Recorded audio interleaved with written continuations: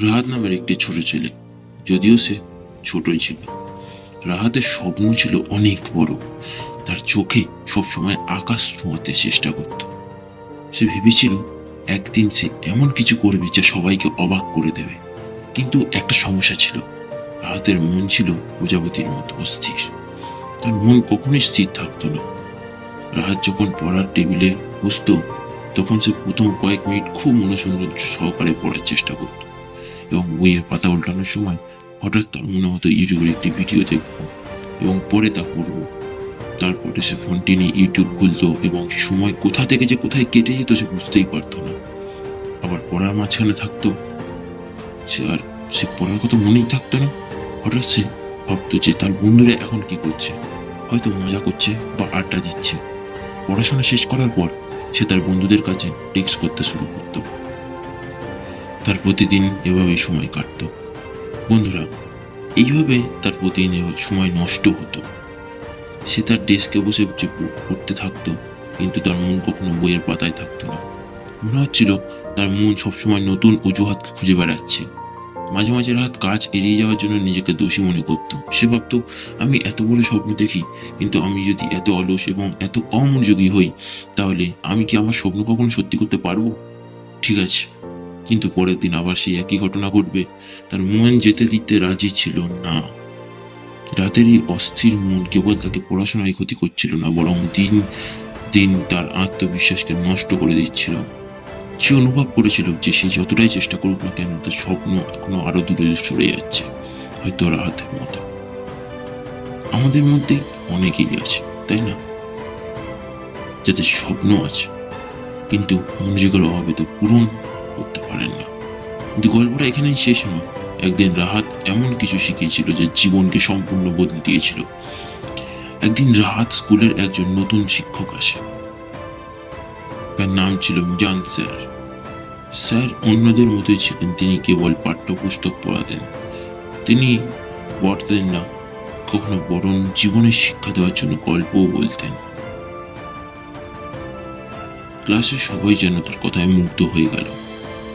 একদিন শিক্ষক ক্লাসে প্রবেশ করে বললেন, আজ আমি তোমাদের একটা গল্প বলবো, মনোযোগ সহকারে শুনো, কারণ এই গল্পটি তোমাদের জীবনে সবচেয়ে বড় শিক্ষা দিতে পারে। ক্লাসে সবাই চুপ করে রইল। রাহাতও অন্য সবার মতো স্যারের দিকে তাকালো। স্যার বলতে শুরু করলো, একসময় একজন কৃষক ছিল। তার জীবন খুবই ছিল সাধারণ, কিন্তু একদিন সে জানতে পারলো যে তার জমির নিচে একটি গুপ্তধন লুকিয়ে আছে। যদি সে এটি খুঁজে পায়, তাহলে সমস্ত দুঃখ কষ্ট দূর হয়ে যাবে।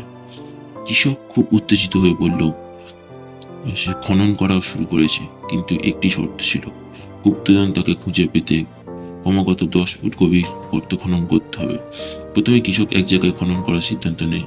পরে কিছুক্ষণ পরে সে ধৈর্য হারিয়েও ফেলে। সে ভাবলো হয়তো এখানে কোনো গুপ্তধন নেই। সে অন্য জায়গায় তাকালো, তারপর অন্য জায়গায় অনুসন্ধান শুরু করে। 1 মিনিট পর তার ধৈর্য সেখানে পড়ে যায় 3য় স্থানে, আবার 4র্থ স্থানে, আবার 5ম স্থানে। কৃষক সারাদিন ধরে বিভিন্ন জায়গায় খুঁজছিল, কিন্তু কোথাও 10 ফুট গভীর গর্ত পায়নি। দিনের শেষ, সে ক্লান্ত হয়ে হাল ছেড়ে দিল। লুকোনো ধন খুঁজিতে পাওয়ার আশায় তার স্বপ্ন অধরা রয়ে গেল। এবারে স্যার একটু ক্লাস থেমে গেল। সবাই চুপ করে রইল, যেন তারা গল্পে ডুবে আছে। তুমি জানো, সে কৃষক আমরা যে বলি আমি তুমি আমরা সবাই, হ্যাঁ, সকলের জীবনে একটা লুকোনো ধন আছে। আমাদের স্বপ্ন আছে, আমাদের লক্ষ্য আছে, কিন্তু আমরা কি করি? আমরা কখনোই এক জায়গায় মনোযোগ দিতে পারি না। আমরা কিছুক্ষণ কাজ করি, তারপর থেমে যাই, হাল ছেড়ে দিই, আবার ভাবি হয়তো অন্য কিছু সহজ হবে। যদি তুমি ধন পেতে চাও, তাহলে তোমাকে একটা জায়গায় মনোযোগ দিতে হবে, ধৈর্য ধরতে হবে। যদি তুমি মনোযোগই হারিয়ে ফেলো, তবে জায়গা থেকে অন্য জায়গায় চলে যাও, তাহলে তোমার স্বপ্ন কখনোই সত্যি হবে না। স্যারের কথাগুলো এই রাহাতের হৃদয়কে গভীরভাবে প্রভাবিত করেছিল। সে অনুভব করেছিল যে তার জীবনে এই একই ঘটনা ঘটছে। সে একবার পড়াশোনায় মনোযোগ দিত, তারপরে ফোনে সময় নষ্ট হয়ে যেত, তারপরে নতুন কাজ শুরু করে দিত, কিন্তু সে কিছুতেই শেষ করতে পারত না। সেদিন স্যারের গল্প রাহাতের জীবনের গতিপথ বদলে দিয়েছিল। তার স্বপ্ন বাস্তবায়িত করেছিল। তা পূরণ করার জন্য তাকে এক জায়গায় মনোযোগ দিয়ে কাজ করতে হবে।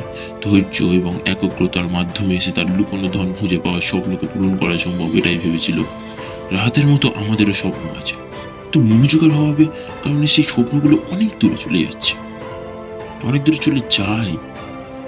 রাহাত যখন বুঝতে পারলো সে যদি এক জায়গায় মনোযোগ দেয় তাহলে কেবল কাজ করার স্বপ্নটা সত্যি হবে, তার জীবন বদলে গেল এবং স্বপ্ন তখনই তার বাস্তবে পরিণত হবে। সে সঠিক সময়ে কাজ করতে পারবে। মনোযোগ এবং একাগ্রতা হলো সাফল্যের চাবিকাঠি। যদি তুমি আজ থেকে তোমার কাজে মনোযোগ দিতে পারো তাহলে তোমার স্বপ্ন একদিন সত্যি হবেই। যতক্ষণ না তুমি পড়াশোনা, কাজ, লক্ষ্যের উপর দিয়ে মনোযোগ দিতে পারবে ততক্ষণ তোমার সাফল্য আসবে না। যতক্ষণ না তুমি একাগ্রতার সাথে কাজ করো ততক্ষণ না তোমার সাফল্য আসবে না। তাই আজ সিদ্ধান্ত নাও যে তোমার সময়কে কাজে লাগাও এবং তোমার স্বপ্নকে বাস্তবে পরিণত করো।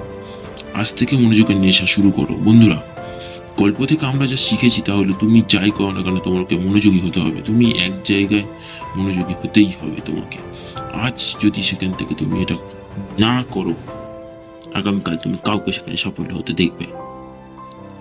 যদি তুমি সেগুলো অনুসরণ করে করা শুরু করো তাহলে হয়তো তুমি আজকে এক জায়গায় মনোযোগ দেবে এবং কয়েক দিনের জন্য সফল হবে। যদি তুমি তা না করো তাহলে তোমাকে অন্য জায়গায় নিয়ে যাওয়া হবে, তুমি কোথাও সফল হতে পারছো না। তাই আজ থেকে একটা জায়গায় মনোযোগ দেওয়া শুরু করো। ভিডিওটি কেমন লেগেছে তা মন্তব্য করে নিশ্চয়ই জানাবেন। যদি ভালো লেগে থাকে অবশ্যই একটি লাইক করবেন, কমেন্ট করবেন এবং বলবেন যে এমন ভিডিও যদি চান আমার চ্যানেলে তাহলে সেটি কমেন্টের মাধ্যমে জানিয়ে দেবেন। নমস্কার।